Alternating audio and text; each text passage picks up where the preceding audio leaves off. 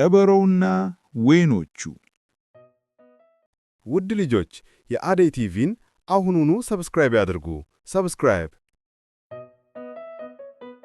አንድ ጊዜ በሞቃት የበጋ ወቅት አንድ የተራበ ቀበሮ ፀሐያማ በሆነ የፍራፍሬ እርሻ ውስጥ እየተንሸራሸረ እያለ ረጅም ሐምራዊ ጣፋጭ የወይን ዘለላ ተንጠልጥሎ አየ።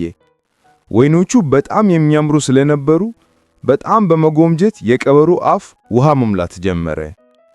እነዚያን ወይኖች መብላት እፈልጋለሁ አለ ቀበሮ ለራሱ። ወይኖቹን አውርዶ ለመብላት እየዘለለ ቢሞክልም በጣም ከፍ ብሎ ስለነበር ሊደርሳቸው አልቻለም። እንደገና በሙሉ ኃይሉ እየዘለለ ሞከረ፣ ግን አሁንም ሊደርሳቸው አልቻለም። ወይኖቹ በጣም ሩቅ ነበሩ።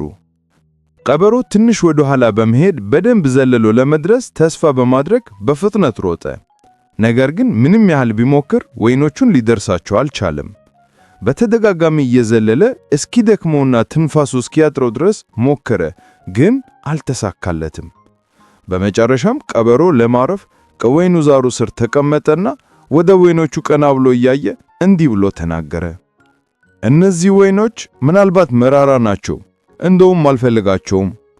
ይህንን ተናግሮ ቀበሮ ወይኖቹን እዚያው ከፍ ብሎ ተንጠልጥሎ ያሉበት ቦታ ትቷቸው ሌላ የሚበላ ነገር ለመፈለግ ሄደ። ምንም እንኳን ወይኖቹን ማግኘት ባይችልም ቀበሮ በዚያ ቀን አንድ ጠቃሚ ትምህርት ተማረ።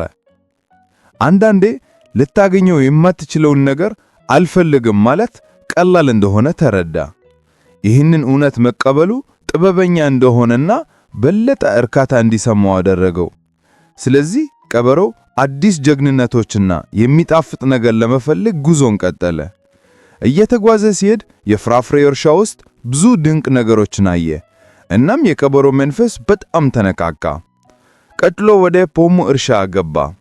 እዚያም መሬት ላይ የወደቁ ፖሞችን አየ። በጣም ተደስቶ በፍጥነት ወደ ፖሞቹ መሄደ፣ መብላት ጀመረ።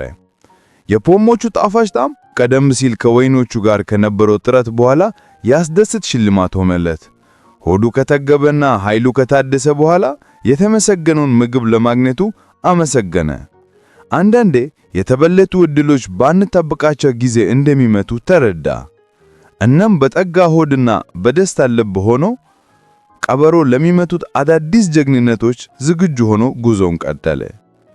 ልጆች ይህንን ታሪክ ከወደዳችሁት ለጓደኞቻችሁና ለቤተሰቦቻችሁ ማጋራት አይትረሱ። እናም ጠቃሚ የህይወት ትምህርቶችን የሚያስተምሩ ተጨማሪ አስደናጋጭ ታሪኮችን ለማግኘት ላይክ እና ሰብስክራይብ ማድረግን አትርሱ። እሺ ልጆች።